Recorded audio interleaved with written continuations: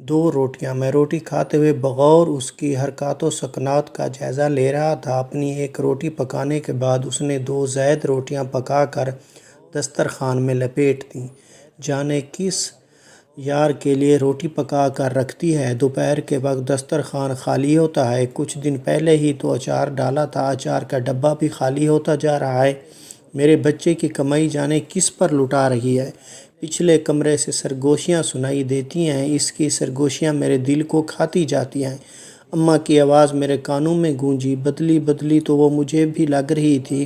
دوپٹے کی بکل مارے نکھری صبح جیسی کنگھی چوٹی کیے سیدھی مانگ کے ساتھ چمکتا چہرہ نے آج کتنے دنوں کے بعد غور سے اسے دیکھا۔ اس کا چہرہ یوں چمکتا تو نہ تھا، نہ آسودگی اور کاموں کے بوجھ سے تھکی ہاری ایک عورت یوں مطمئن رہنے لگی تھی۔ کچھ تو تھا جو اس کے چہرے کی چمک کا باعث بن گیا تھا۔ بستر پر بچھی چادریں صاف رہنے لگی تھیں۔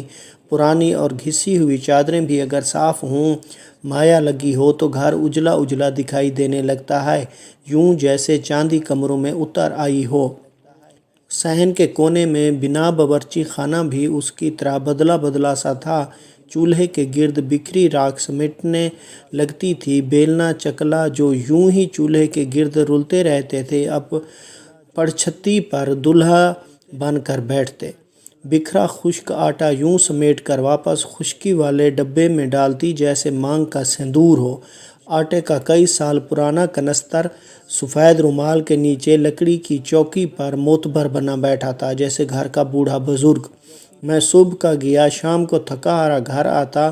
میری خود سے ملاقات بھی کم کم ہی ہوا کرتی تھی۔ اس کی طرف دھیان کیا کرتا۔ اماں کی کئی دن کی شکایت پر آج غور سے دیکھا تو جانا بدلی بدلی تو وہ تھی، اس کے طور بھی بدلے بدلے تھے، مگر لٹانا اس نے کیا تھا؟ پھر لٹانے کو اس گھر میں رکھا بھی کیا تھا؟ میری کمائی ہی کتنی تھی؟ ایک چھوٹی سی پرچون کی دکان جس سے بمشکل دال روٹی چلتی، وہ تو الٹا سلائی کر کے میرا ہاتھ بٹاتی تھی۔ جب سے اس نے سلائی کا کام شروع کیا تھا، گھر کی حالت کچھ بہتر ہو گئی تھی۔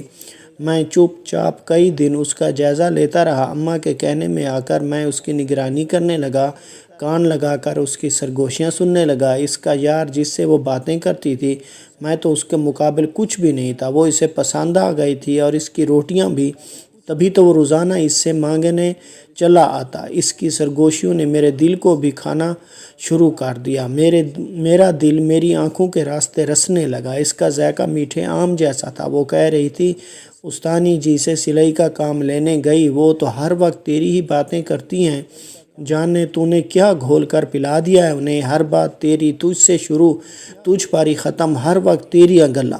لگتا ہے تو بہت پیار کرتا ہے ان سے۔ پیارا تو مجھے بھی بہت ہے، سب سے زیادہ، حتیٰ کہ اپنے کاکے سے بھی زیادہ۔ استانی جی کہتی ہیں تو بھیس بدل کر ملنے چلا آتا ہے۔ دیکھ میں گھر ہر وقت صاف رکھتی ہوں، جانے کب تو چلا آئے۔ ڈرتی ہوں یہ نہ ہو میں پہچان نہ پاؤں، اشارہ کر دینا، دیکھ مجھ سے بھول نہ ہو جائے، چوک نہ ہو جائے تو کر دے گا نا اشارہ۔